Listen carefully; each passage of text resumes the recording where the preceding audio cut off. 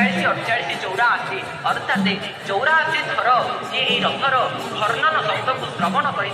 मनीष निजर 84 लक्ष ध्वनि मुक्ति पाई जाए। महाप्रभुଙ୍କର प्रत्येक पर्व प्रत्येक लीलार किसी ना किसी गोटे तात्विकता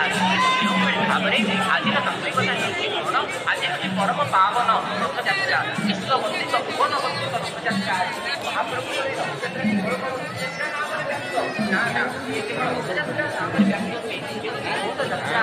पतित पावन यात्रा ये दक्षिणायन यात्रा गुंडीचा यात्रा ये हूँ यात्रा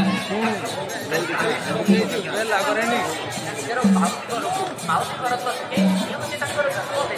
ये हूँ पूजेस्थली जो महाप्रभु आमर कौन महाप्रभु पूजा मंदिर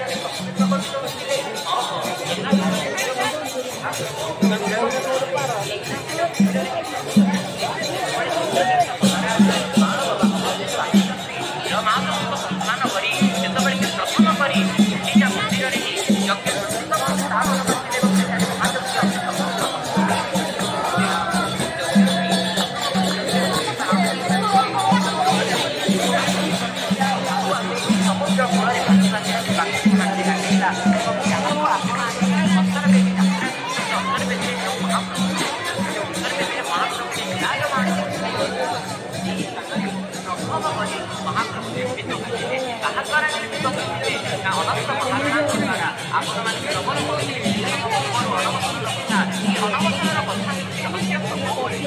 अनवसर परिकल्पना अच्छी अनवसर समय अवधि अच्छी यह एक निर्णायक समय अवधि केतेक निर्दिष्ट समय अनुसार केतेक निर्दिष्ट समय अनुसार से कार्य गुड़ाक हेले ही अनवसर होता है। आपण अनवसर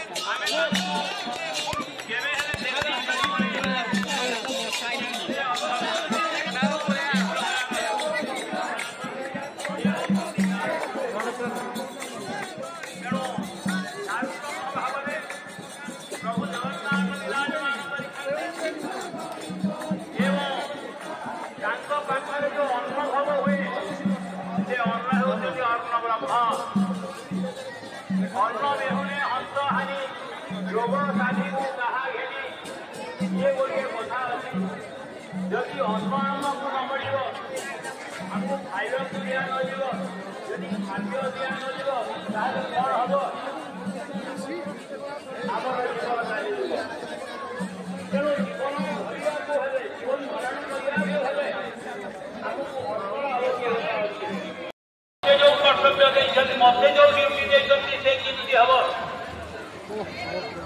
ना शुण ये पंचकोश अच्छी ये पंचकोशर माटी पानी पवन आकाश ये जगन्नाथ कृपा पवित्र एवं दुर्हण तीन लक्ष परस्परम हे दुर्हण हे पवित्र मनीष समुद्र में भासुवा से दारू को जाई दर्शन कर से दारू को दर्शन कले तुझे मुक्ति लाभ कर तेणु साधुज्य मुक्ति प्रदान कर से जगन्नाथ अनेक भक्त मान आशीर्वाद द्वारा साधुज्य मुक्ति प्रदान कर दर्शन करने कथा शुणा श्रीक्षेत्र को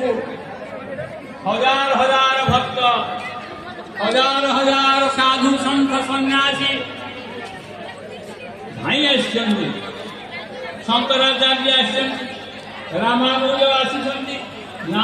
जगन्नाथ धर्म को आदरी नहीं से कहते तुम्हें ही सबू तुम्हें ही जगतर कर्ता